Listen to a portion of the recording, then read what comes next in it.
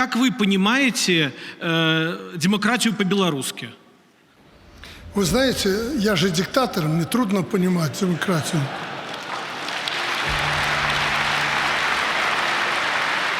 Alexander Lukashenka has been the president of Belarus since 1994.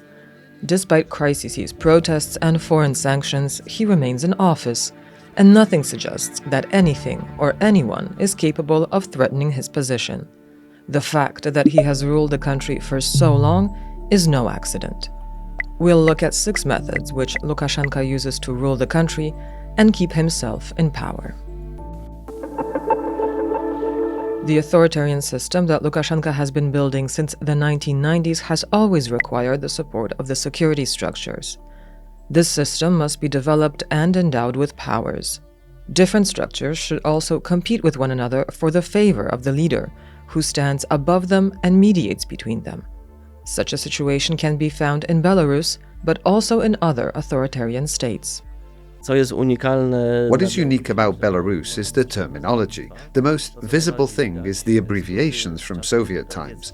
Only in Belarus have the names of those security structures from the Soviet era survived. Belarus is an internationally recognized state and has been a UN member since the very beginning of that organization's existence. What is unique is that Belarus still has the KGB, the one with the shield and the sword. Those KGB symbols and this direct connection with the Soviet legacy are certainly unique. Today's security services are primarily focused on safeguarding internal security. That's because people must be kept in fear. The system must be stabilized and society controlled, especially after 2020. The Belarusian security services are focused more on the internal situation, on combating potential threats from outside, meaning counterintelligence, but they also focus on internal repression. And here it seems to me that they have gone further in controlling society, in developing various surveillance instruments and in restricting civil liberties than in Russia. This also results from the scale of the state. Belarus has well under 10 million people, so it is not a large country. It's much easier to control society using services focused on internal affairs than it is in large countries such as Russia, which consists of many diverse regions with different characteristics. These methods intensified after 2020 and the protests in the country. This is primarily pervasive surveillance. We should not view this regime today as a completely archaic structure. The fact that they refer to the KGB does not mean they operate in an antiquated way. It's a diabolical mixture of an ideological and mental backwardness, with all the Soviet symbolism, visible even in state symbols, in the authorities, and in the coat of arms, combined with modern technologies. The Belarusian security services very willingly make use of the high level of Belarusian IT specialists and programmers, some of whom, I assume, they employ themselves. Otherwise, they would not achieve such results, for example, in identifying people protesting in 2020, using specially developed technologies based on facial recognition. These people are then tracked down, and this identification constitutes sufficient evidence against them. Even liking a Facebook post 2 years prior to the protests, a post that the state considered subversive, can be grounds for prosecution, and we already have such cases resulting in prison sentences. This is why we say that the state is becoming semi-totalitarian and is moving toward a Chinese-style model of social control, specifically one that is digitally advanced. Because Belarus maintains fairly close contacts with China, it draws on Chinese experience and purchases their technology. We do not see and know everything, but I have no doubt that some of these technologies come from China, while some, as I already said, are the work of local, outstanding IT specialists who unfortunately serve a bad cause. A serious consequence of opposing the regime is imprisonment. Lukashenka freely uses this form of repressing citizens who question his authority. We also talked about this in one of our videos. I think that the nearly 900 political prisoners we currently have in Belarus, and we don't even know about all of them because some people are afraid to label themselves as such, and their families are afraid to seek that status, which means the real number may be well over 1,000. Considering that Belarus is a much smaller state, that's a better result than in Russia. Better, of course, from the perspective of Lukashenka, because he may be proud of this outcome. The scale of repression against political circles, politically perceived groups, and social organizations is greater than in Russia. Of course, in Russia there are various concepts used to stigmatize NGOs, such as the designation of foreign agent, which is used relatively rarely in Belarus. In Belarus, however, they have perfected the practice of arbitrarily classifying social organizations, individual persons, publishers, and various publications as extremist. That is, anti-state. The KGB, the Ministry of Justice, and the Ministry of Information jointly maintain such a list, and placing an organization, entity, individual, or publication on it carries serious legal consequences. Even using such publications, if that usage is visible online, or supporting a given person, or having any contact whatsoever with an organization designated in this way, can be prosecuted under the criminal code. In every democratic state, the institution of free elections is crucial to the rule of law. Elections for all levels of government also take place in Belarus. But can we really say that they are free and fair? Before 2020, Lukashenka might have enjoyed general popularity, or at least many indications suggested that that was the case. Perhaps not the level of support he claimed, because there are serious doubts that it was as high as 80 to 90%. Lukashenka is a maximalist, like many people with a post-Soviet mentality. For him, there is no middle ground. It must be either 0 or 100, and naturally, that 100 is him. He approached elections uncompromisingly, but he did have a certain support base. These were often women, mainly from rural areas, who looked up to a sort of local macho figure. He was still young and more energetic then, and made a certain impression. He has a kind of charisma. There were also older people, particularly in the provinces, and some young people as well, especially those outside Minsk. The capital was always rebellious. So he always had some support. Lukashenka maneuvered between the popularity he genuinely had and the popularity he wished he had and which he presented in the official statistics. However, after 2020, when he saw how many people were against him, when he witnessed demonstrations of 200,000 and 300,000 people, unprecedented in Belarusian conditions, in Minsk and other cities, when a large part of the country showed him that they did not want him, when people shouted "Uchodzi," meaning leave, he was clearly shocked by this, offended by it, and regarded it as ingratitude. Lukashenka then concluded that elections had to be conducted in a harsher manner, that he could no longer play the card of genuine popularity that he had previously relied upon, because he was no longer sure of it. As a result, he opted for a complete electoral farce. The subsequent election in January 2025 was already a hermetically sealed spectacle. If his health permits, we will probably witness more such elections. Lukashenka will likely continue participating in them because he is a man obsessively consumed by the desire for power and welded to the presidential chair, which is typical of rulers of this type.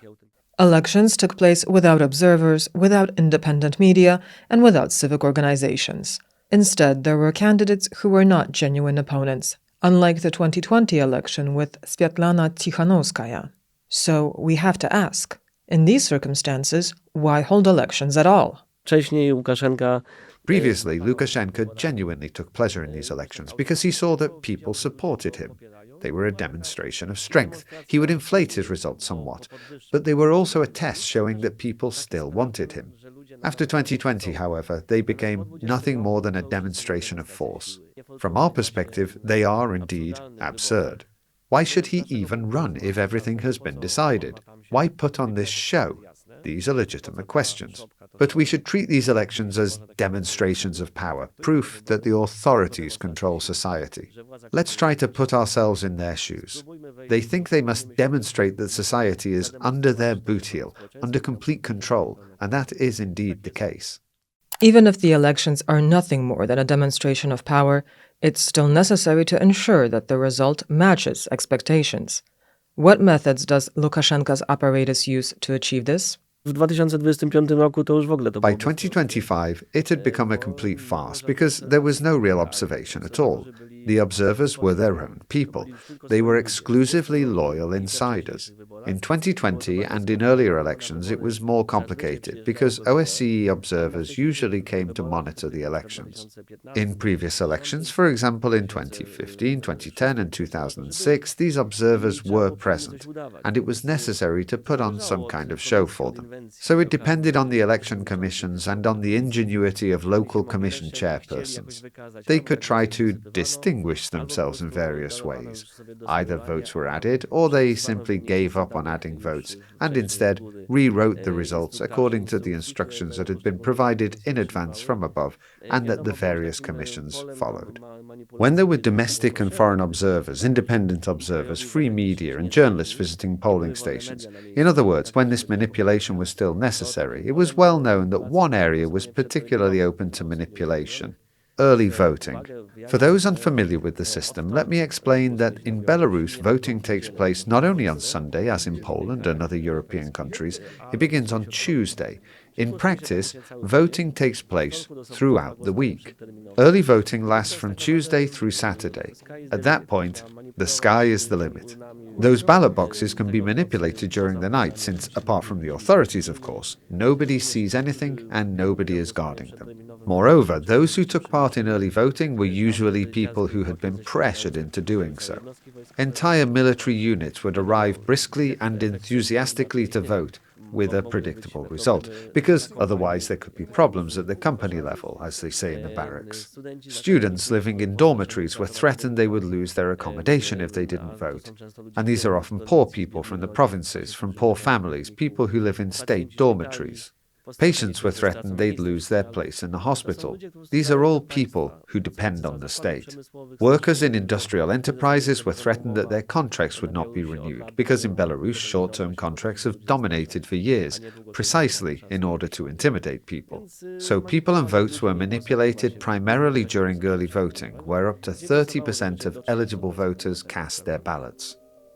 Lukashenko also employs softer methods of maintaining his position. These involve propaganda and building the image of a father of the nation and of a caring, law-abiding state. We could consider this as a superstructure of the system, a story that is told in order to justify the use of stronger instruments of power. To jest fundamentalna narracja Łukaszenki. This is Lukashenko's fundamental narrative. I am your good father.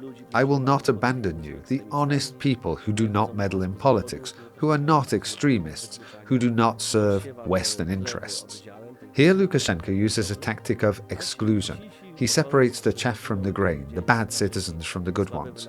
And those obedient people who work day after day, usually for modest wages, and metaphorically pray to Lukashenko, can expect kind words from the ruler of the country.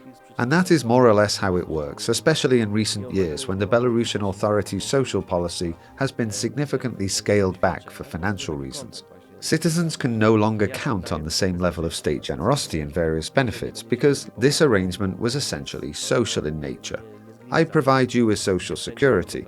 It probably won't be very much. After all, this is not the decadent West. The regime constantly frightens people with the image of the West. This is also a Russian narrative about Europe supposedly being overrun by various degenerates.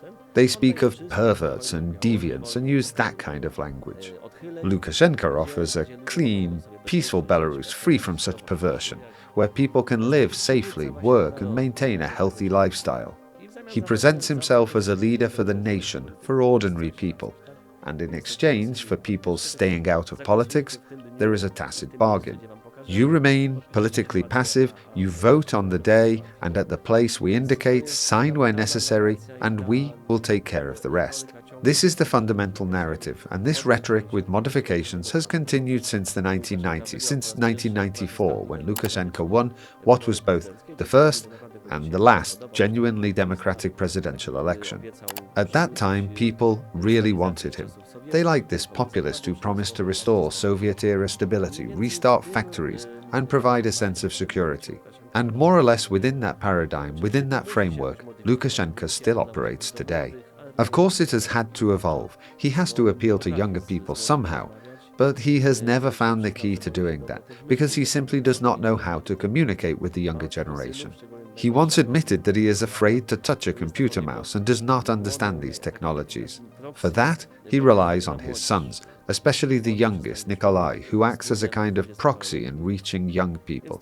A young, handsome man in his 20s, a university student. That is one major pillar of the narrative. Alongside it are other related messages.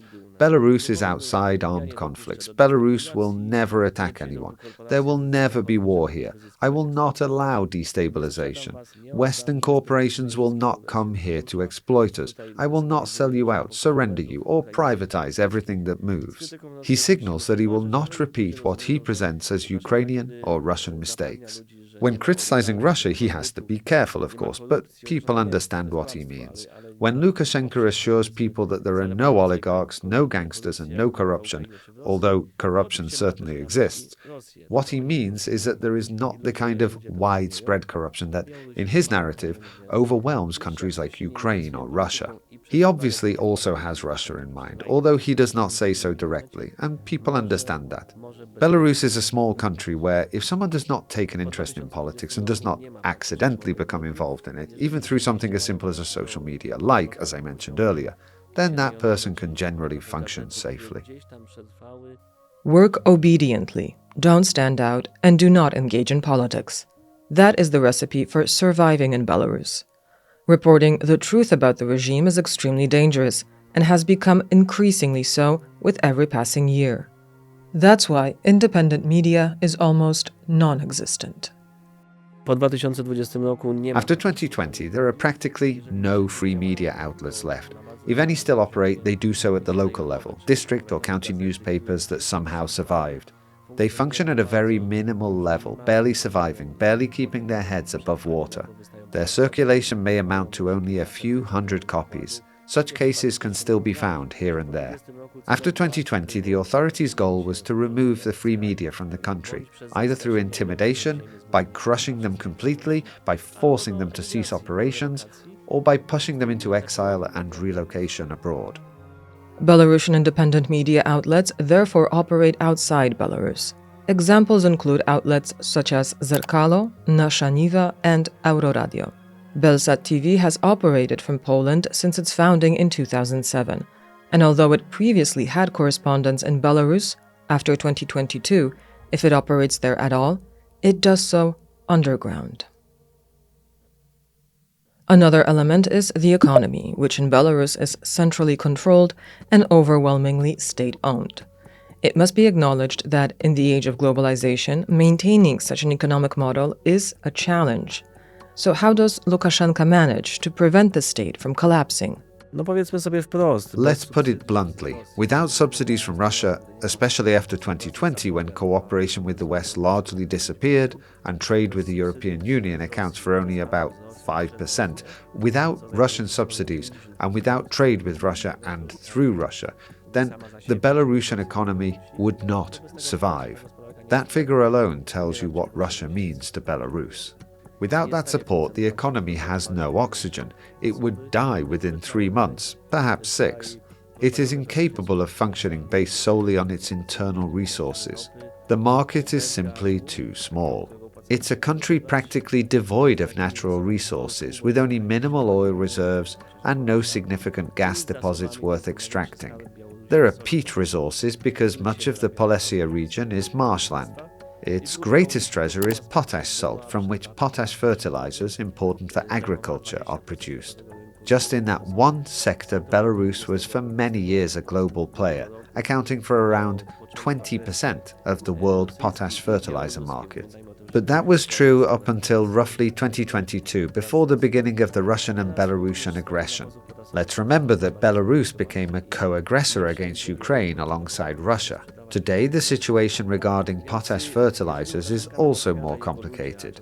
Belarus cannot sell those fertilizers everywhere and now sells mainly to China.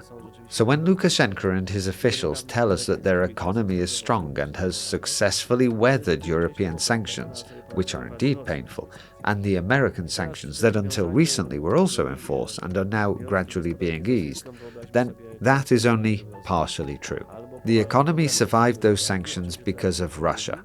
And given the degree of integration between the Belarusian and Russian economies that I have described, imagine an economic crash in Russia or serious problems in the Russian economy, something discussed increasingly often.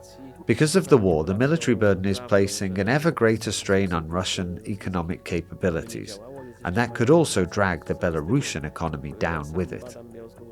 Beyond the obvious manipulation and denial of the impact of sanctions, there is also manipulation of the statistics themselves. It's highly likely that the actual efficiency of the state-run collective farms and state farms is known to no one. Because the data are falsified from the very beginning at the level of the collective farms themselves, where their chairmen and managers are simply afraid of being held responsible for corruption, mismanagement, basic disorder, and a lack of results. Then it is adjusted further up the chain into even more favorable distortions and then higher and higher up. Ultimately, Lukashenka receives a distorted picture of reality. When he visits these collective farms, which is an important element of his narrative, these trips to the regions and managerial inspections, he flies into a rage. Вы что, больные? Ты же Освенцим. Если они больные, здесь должно быть сухо, чисто. Понимаешь? Сухо и чисто, ежеминутно, ежечасно. Они же гадят друг на друга, стоят одна на одной. Because he sees what everything actually looks like. For example, the conditions in which livestock are kept. Cows are his favorite subject. Cows and livestock farming are in general matters he pays a great deal of attention to. At one point, I put forward the thesis in one of my articles that perhaps nobody in Belarus really knows, in a comprehensive sense, what condition agriculture is actually in. Because if everyone is falsifying the data, then where are the real figures? Perhaps they do not exist at all. And in some ways, the Belarusian economy functions within this kind of falsehood, this kind of bubble, sustained by Russian subsidies. As we already know, Russia plays an enormous role in maintaining Lukashenka's regime. How deep is this relationship, and would present-day Belarus even exist without Russian support? Russia has, of course, been Belarus's main ally after 2020. When Lukashenka faced a critical reaction from the West, the dialogue with the West was broken off. This was justified by the repression and torture he used, because we are not talking merely about dispersing people in the streets. As a result, Lukashenka had to bet everything on one card, and he did exactly that. He bet everything on Russia. Naturally, this came at a price. Russia guarantees its power. It guarantees that it will not interfere in Belarus's democratic, or rather undemocratic, arrangements, and that it will not demand any changes in that regard. It will accept and even approve of the repression. This also binds Belarus to Russia and ensures the continuation of sanctions. Lukashenka paid the price for this with part of his independence. He had to repay the favor. He understood perfectly well that his dependence on Russia would increase. We can see this enormous dependence, for example, in foreign trade. Before 2020, more than 30% of trade was with the European Union, around 20% with non-European countries, and the remainder with Russia. Today, trade with Russia accounts for roughly 90%. The same applies to the security and military spheres. A dependence that was already substantial has become even greater. Ale po 20 roku, w związku z tym, że After 2020, because Lukashenka lost his room for political maneuvering due to the lack of dialogue with the West, he also had fewer arguments for refusing Russian demands. And so he became a co-aggressor against Ukraine. This is also why, for several years now, he has been consistently conducting, alongside Russia, a hybrid war against countries such as Poland. The only missing component is the imperial one. Belarus simply lacks the demographic and historical foundations for an empire. There can be no Belarusian imperial project, so there is no narrative of conquest. However, there is certainly criticism of Ukraine, criticism of Zelensky, and criticism of the West. The regime has borrowed this brutal and vulgar style of argumentation from the Russians. Belarus also maintains contacts with non-European countries. These became more important after 2020 as a second pillar of the country's foreign relations and a substitute for the severed relationship with the European Union. These directions include South America, Africa, and Asia. However, this offensive is largely for show and brings few tangible trade benefits. These relationships are often military in nature, for example, supplying or servicing equipment in countries like Myanmar and Pakistan, but also Algeria and Nicaragua, and still, though to a lesser extent, Venezuela. There are also corruption-related business interests, as in the case of Zimbabwe. Some countries serve as financial deposits for Lukashenko himself. Most likely, these include Oman and the United Arab Emirates. A more spectacular example is North Korea. There has been an unprecedented revival of relations, although they are still at a very early stage. Ale rzeczywiście Mińsk próbuje te osi budować. Indeed, Minsk is trying to build these axes, what from our perspective might be called an axis of evil, and from their perspective, an axis of good. And finally, there is the West. Lukashenko remains consistently anti-Western in his rhetoric. He distrusts the West. He rejects Western values while simultaneously distorting and misrepresenting them. For example, by emphasizing what he calls moral decay and constantly using arguments about homosexuality. This is something he repeats frequently. Лучше быть диктатором, чем голубым, конечно. Lukashenko seems to have a particular obsession with this subject. People even joke about it. He exaggerates the problems of crime and dirty streets in the West. Belarus prides itself on clean streets. This too is part of the narrative. At the same time, Lukashenko attempts to undermine Western unity, much like Russia does. Sensing Donald Trump's transactional approach and recognizing that his administration differs from the Biden administration, which placed greater emphasis on human rights and democracy, Lukashenko has tried to exploit that. He has taken advantage of Washington's growing interest and greater flexibility. Since last June, he has been conducting a very advantageous exchange involving political prisoners in return for the easing of sanctions. As a result, Minsk has succeeded in partially dismantling the Western sanctions regime imposed after 2020, but only partially. The European Union remains a difficult challenge for Lukashenko. I am not entirely certain that he even wants a return to the pre-2020 dialogue. He believes that such a return could once again lead to excessive freedom in Belarus. It could create dangerous contacts between societies, open the country up and force him to allow greater Western influence. That is something he very much wishes to avoid. So long as Lukashenko remains a semi-totalitarian dictator, and he will remain one for as long as he lives, I do not believe in a full restoration of dialogue with the West. However, a cynical and tactical game with the West is ongoing. Here too, Lukashenko tries to create the impression that he is a credible partner, which is not true. We can see this, for example, in the issue of political prisoners. After every visit by an American delegation, and there have already been several, Lukashenko releases large groups of prisoners, sometimes 200, sometimes 250.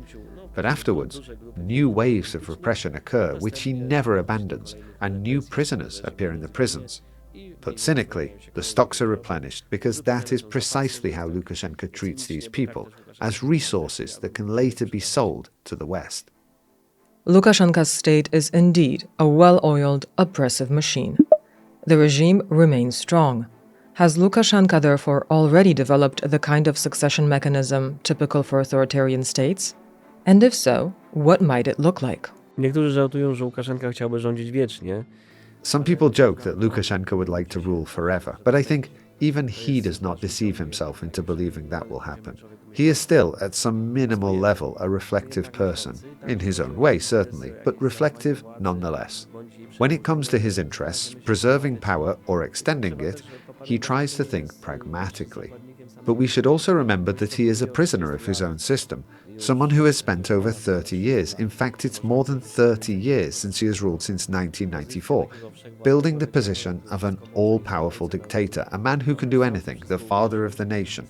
He has eventually come to believe it himself. He has explained it to himself and convinced himself of it many times over, and because of that, it is very difficult for him, while still alive, to clearly designate a successor. That is his obvious problem. The official succession mechanism has been purposefully poorly prepared. Formally, it operates based on the constitution, which was amended in 2022, shortly after the Russian invasion. Te zmiany zakładają, że władze po... Those changes stipulate that power after Lukashenko, in the event of his death or serious illness, would pass to Natalia Kochanova or to her successor, since the position in question is that of chairperson of the Council of the Republic, the upper chamber of parliament, a kind of senate. Although we should not insult senates in stable democratic states because someone might think this is the same thing.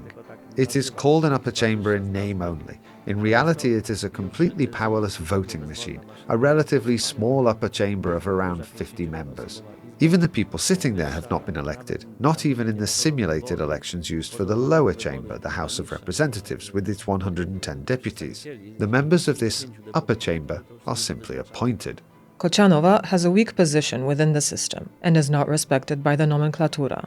Therefore, it's highly unlikely that she would take control over the country. Soviet-era mentality in Belarus still tends to see a woman in the kitchen rather than in politics. Więc trudno sobie wyobrazić, że przy takiej So it is difficult to imagine that, given the mentality of people occupying the highest positions of power, a woman would suddenly govern the country stably for many years. That is a fiction. Therefore, Lukashenko has simply adopted a safe option for himself, one that does not threaten him. He knows that Kochanova will not pose a threat to him.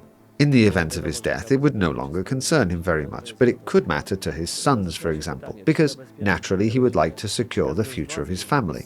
That is his concern. The question, however, is whether he should secure his family by transferring power to one of his sons, because he has 3 of them. The eldest, Viktor, is over 40 years old. The middle son, Dmitry, is also a grown man. The apple of Lukashenko's eye is his youngest son, Nikolai, whom he often took with him on meetings and foreign visits from a very young age. The question, therefore, is which of them he would hand over power to. Ja jestem wciąż sceptyczny. I remain skeptical. He has not prepared any of his sons in any meaningful way for public office. It seems to me that Lukashenko is considering scenarios in which, after his death, power could be taken over by one of the highest-ranking officials, perhaps the current Prime Minister, Alexander Turchin, perhaps the head of the central bank, Roman Golovchenko, who served as Prime Minister before Alexander Turchin, perhaps the head of his administration, Dmitry Krutoy. These are the people Lukashenko refers to as young managers. Lukashenko uses that expression. I have raised a generation of young managers, young gentlemen in their 50s, of course, but for a man in his 70s, that counts as youth. These individuals genuinely know how to manage a state. They would probably handle it best and would certainly be more pragmatic than Lukashenko. But in my opinion, there will be no officially designated successor while Lukashenko is still alive. That is why we at the Center of Eastern Studies assume that after the dictator's death, there will be something resembling a bulldog fight under the rug. Whichever bulldog emerges the least battered may ultimately take power, naturally with Moscow's blessing and assuming that Moscow, at that future moment, which we cannot predict, remains strong and continues to exert influence over Belarus. We do not know what the future holds for Lukashenko and Belarus. However, is there anything that could cause the dictator to step down from power? Myślę, że nie. I think there isn't. Apart from health-related issues, which are beyond even Lukashenko's control and could occur at any moment, a heart attack, a stroke, I am not a doctor and do not want to list every possible illness. Lukashenko is not an example of perfect health, although I would not claim, as some journalists do, that he is dying, but neither is he perfectly healthy. So apart from biology, I think there is nothing. Moscow also has little interest in replacing him as long as Lukashenko governs the country effectively. He is convenient for Putin, especially because he is toxic to the West.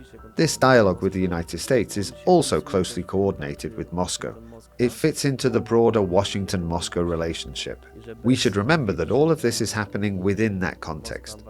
Without a relaxing in relations between Moscow and Washington, it would not have been possible. From Moscow's perspective, therefore, this is not dangerous. They know they control the situation.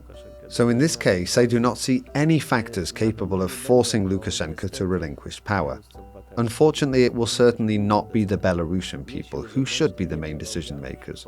Not external powers and not biology. Health should not be a political factor. Only in dictatorships does a leader's health determine whether power is extended or not. The citizens, who should have a voice, are intimidated, and under such circumstances, they will not take to the streets. And there is one more issue that we have not discussed throughout the entire film, yet it is important. What approach should the European Union take in its dialogue with the regime?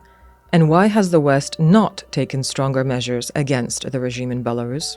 Unia Europejska generalnie jest zainteresowana The European Union is generally interested in Belarus becoming a normal neighbor. It would like Belarus to be part of a stable neighborhood, perhaps to become more closely associated with the European Union in the future, perhaps even to become a member of the European Union someday, if we allow ourselves a completely hypothetical scenario. There is currently no such aspiration on the part of the Belarusian authorities. However, such aspirations are expressed by the Belarusian opposition, led by Svetlana Tikhanovskaya. Her circle stated in a declaration adopted last year that Belarus should become a member of the European Union in the future. That is their dream. So we should not write off a country that is important and will remain important in the region. I hope that a definitive line has been drawn under the regime. The regime is not the same thing as the country. The regime has no future. The country, I hope, still does. And it is difficult to expect the European Union to influence the regime in the way we would like when that regime is supported by Russia, alongside whom it is waging war. And Russia expects unconditional loyalty. These are not conditions in which meaningful influence over the regime is possible. The only available tools are isolation and sanctions, while waiting for a better moment. And of course rescuing prisoners whenever possible, because human life is the most important thing. And I think that the good news we heard recently that Andrzej Poczobut, an important figure for Poland and for Europe, was released, is an example that such things can sometimes be achieved even without dialogue with a regime that, for now, does not deserve such a courtesy. Thank you for watching. If you liked this video, take a look at our other stories on screen now. And don't forget to subscribe.